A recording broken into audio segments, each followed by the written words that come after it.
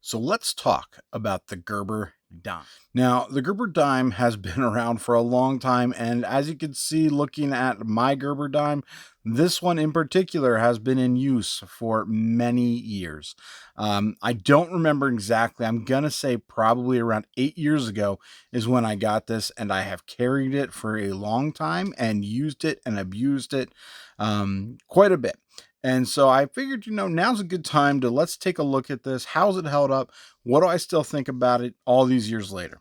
So the Gerber Dime is definitely a very small multi-tool, and it's not going to have all the functions of a larger multi-tool, but you know what it is going to have? It's going to be there when you need it. I would just keep this on my keychain, and it goes with me pretty much everywhere I go.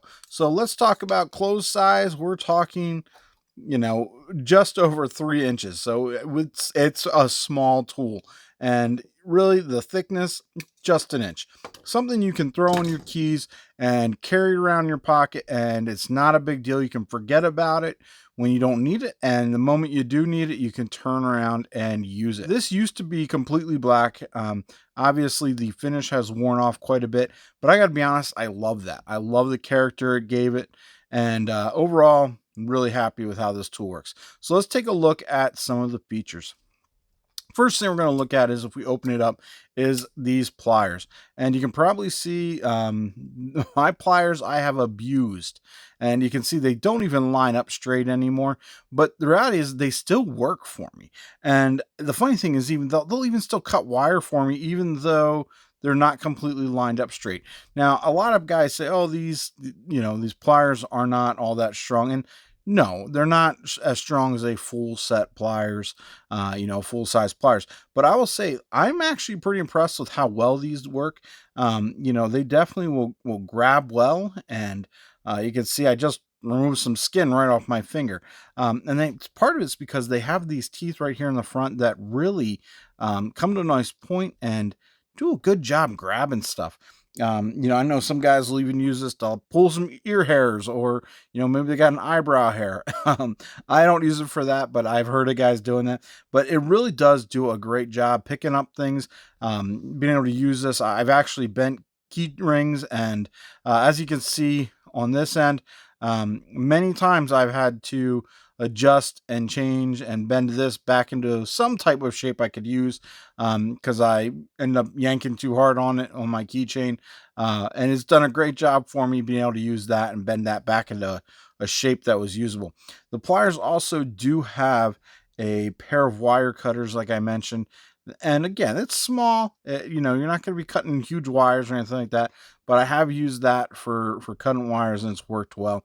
Overall, I think the pliers, for again the size of this, you're looking, and it works well. The does open automatically, as you can see, and for mine, you can see the spring right there on that side. But if I flip it over, and hopefully this comes, yeah, you can see like even the other spring is not in the track it's supposed to be in. I've tried to get it back in there in the past, and I gave up on it because I never could get it back in there where it's supposed to be. But it's still, even just with one spring, it still opens them back up very easily. So that is not a problem. If we close it back up, let's talk about this, piece right here on the end, and that is a bottle cap opener. Now, I don't know that we actually need a bottle cap opener on a multi-tool. And I know they're very popular with lots of, whether it's keychain pieces or, but the reality is you can open a bottle with anything. So do you need this? No. That being said, it is probably the best bottle opener that I've come across on a EDC piece of gear that you're actually going to carry with you all the time.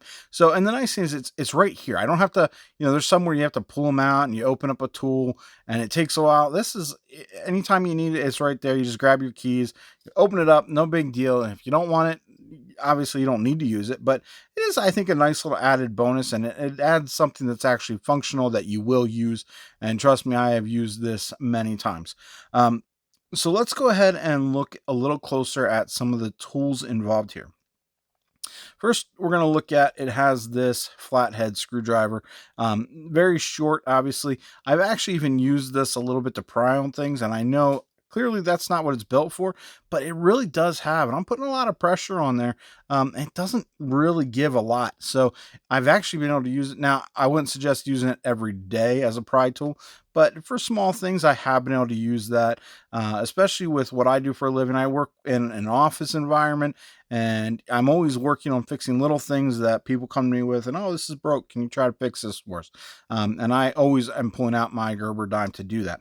Now we're also going to pull out this side, and this is a little flathead Phillips. Um, so it's flat, but it actually is a Phillips screwdriver, and it surprisingly works well. Now, again, I just want to show you kind of the abuse, and hopefully it comes across on screen. I think you can see that mine is torqued pretty hard, because again, I've used this quite a bit, and I've had it for a long time, and even doing that, it works out well for me. So I'm happy with that. There is a tiny little file on both sides of this little Phillips screwdriver. The file is too small. You might use it for filing your nails or something like that. And again, I have done that. And especially now, I'll talk more about that in here in a minute. But so you can use it there. But stay tuned if you say, you know what, this file is too small for me, because there is another option for you that I'm going to get to. But before I do that, let's go ahead and take a look at these scissors. Now, these scissors, again, for a tool that's probably 8 years old or so, they spring right open, and I like the way they construct it. You can see it actually has a pretty decent sized spring there, that opens it back up for you. And definitely, for a little tiny pair of scissors, these work well. Whether it's cutting paper, and they do well with that. And I've cut bigger things too that you'd be like, really? You can cut that with those scissors? And I've really been happy with, and I can't complain about that. And I think part of it is when you're looking at this kind of multi-tool, you also recognize that they're not necessarily going to be the tool you need for every occasion, but they are handy, and you are going to have them with you, and it's going to work for a lot of stuff. And so I'm definitely happy with the way this tool works. So let's go ahead and flip it over and look at the knife we have here on this. It is, let me see, I think I might have flipped it to the wrong side. No, here it is. Yeah. It is like almost like a sheep's foot style blade. It's not very thick at all, but it's held up fairly well for me. This actually, you can kind of see, gives, hopefully it comes across well. There you go. It does give a little bit of play there. It's not a lockback. You're not going to get like a lockback knife on a tool this size. But it works well, for what you would use a knife this small for. Would I go and say, oh yeah, like start carving wood with it? Probably not. It's not really built for that. But it works okay. So if you take care of it and use it the way it's designed, it'll work. The last tool in here, so this tool is designed for like opening packages and stuff. And I'm going to be honest, I don't use this very often, but it does work well. If you have plastic packaging, this does work to open it. A lot of times if I get mail, and I need to open a box, I might pull this out because it works well for that. So the tool works. And I found other different uses for it along the way, but I don't know that it's necessary to have this tool. And there's another option I'm going to talk about that's not going to have this tool. And ultimately, is that going to be no, I don't want that other option? Maybe, I don't know. That's up to you guys.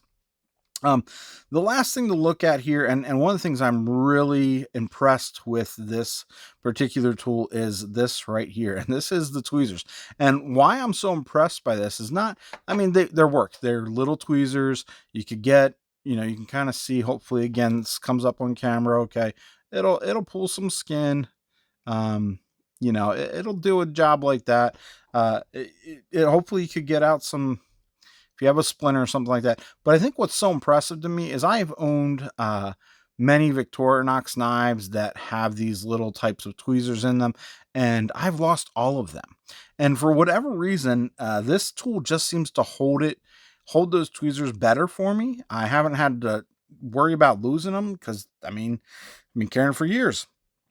thrown in my pocket, thrown on the table at the office, probably dropped them many, many times, and it's still there and it's still in one piece.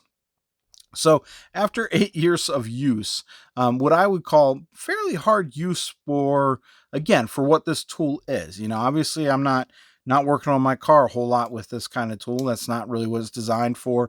I'm not cutting down trees. It's nothing like that. But for what it's designed for, I've used it regularly and I've put it through, a number of tasks, and it still has held up well. Everything still works, everything still functions. Is it as good looking as when it came out of the box? Well, I think in some ways it's better looking. It's got the wear and tear that says, yep, this one's been used and it's been appreciated, and so I appreciate that on this tool.